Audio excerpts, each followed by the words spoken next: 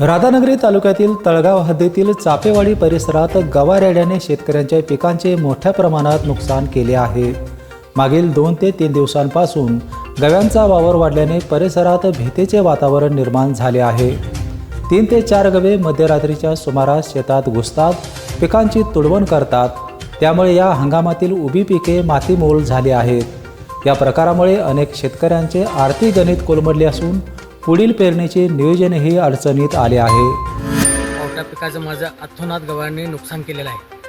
हे साधारण आमच्या गावचा जर पावटाचा जर विचार केला तर सगळ्यात प्रसिद्ध आमचा पावटा असून कोल्हापूरच्या जवळपासनं ठिकाणं लोक आमच्या पावट्यासाठी मोबाईल कॉन्टॅक्ट करून येत असतो।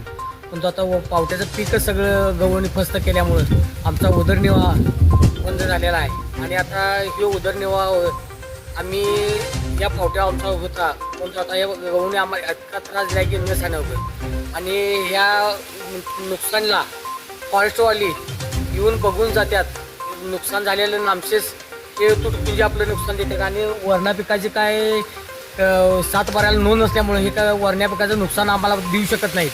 काहीतरी ऊस खाला तर त्याचं फार थोडंफार नुकसान, भाताचं कोण करीतच नाही। त्या नुसत्या येण्या जाण्यात सगळा त्रास जो होतोय त्यामुळे गहूंचं नुकसान भरपाईचा काम आम्ही प्रस्तावच देत नाही। आणि पावट्या पिकाचं चांगलं आम्हाला उत्पादन मिळून त्या उत्पादनाचा आता आमचा खरोखर ह्या गहूने इथनं उठावच केलेला प्रकार केला आहे।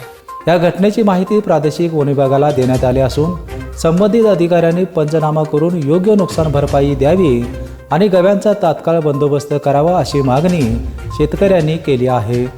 बीपीएनसाठी राधानगरीहून उत्तम पाटील।